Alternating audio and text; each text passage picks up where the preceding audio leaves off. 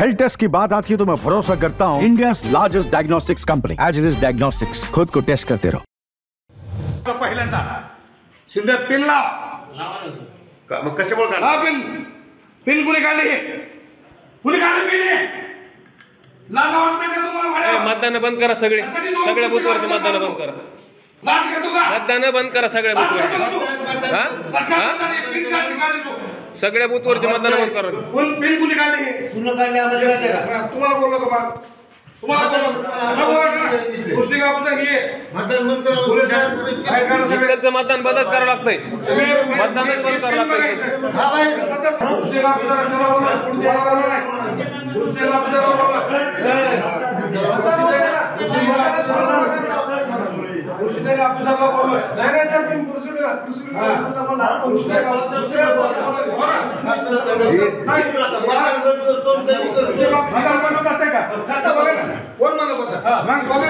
Camera बंद आहे।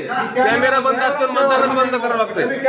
Camera बंद असल्यावर मतदानच बंद करावं लागतंय। काय म्हणणं आहे तुमचं? धर्मापुरीला गेलतो, त्या ठिकाणी सीसीटीव्ही कॅमेऱ्याचे वायर काढले। वायर काढून त्यांचं ते एकच माणूस बटन दाबायला सुरुवात झाली। तिथं गेलो मला मी त्या ठिकाणी गेलो, मला सीसीटीव्हीच्या कॅमेऱ्याचं कोणी वायर काढलं, त्याच्यावर माझी तिथे ते बाचाबाच झाली, मला धक्काबुक्की केली लोकांच्या मतदान केंद्रावर। या ठिकाणचे कुठलंही पोलीस प्रशासन नाही, कुठलंही प्रशासन काम न करता प्रशासनच बटन दाबण्याच्या मार्गात पोलीस तिकडे झाडाखाली बसतात। या ठिकाणी कुठलाच कायदा व्यवस्था राहिली नाही। आता जलालपूरच्या महिलेचं बटन तेच दाबायले म्हणून त्यांनी बोललो म्हणून इथं आलो। महिला कुणीच आता मताला यायला तयार नाही। तर नको काय करायचं मला तीच बटन दाबायचं गरज का? फक्त शाही लावायले बटन ते काय मागणी आहे? तक्रार मी जिल्हाधिकाऱ्याकडे केली। आमची ही तक्रार आता मी निवडणूक ऑब्झर्व्हर आले तिथं केरळचे, त्यांना तक्रार केली।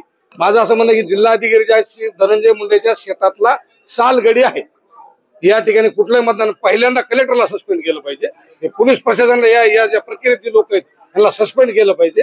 त्या मतदान केंद्रावरती पोहोचले होते। एक लक्षात घ्या की ज्यावेळेस एखाद्याची मानसिकता सुरुवातीपासूनच नकारात्मक आणि पराजयाच्या असेल त्यावेळेस असे सगळे प्रकार नसताना उगाच दाखवायचे, मीडियासमोर आणायचे आणि या परळी विधानसभा मतदारसंघाला, या मातीतल्या माणसाला, मतदारांना बदनाम करायचं। माझा प्रचाराचा मुद्दा हाच आहे या निवडणुकीमधला होता की तुम्ही भलेही मीच विकासाची कामं केली नाहीत तर त्या बाबतीत माझ्यावर आरोप करा, मी जर काही चुकीचं केलं असेल तर त्या बाबतीत माझ्यावर आरोप करा, धनंजय मुंडे म्हणून आरोप करा।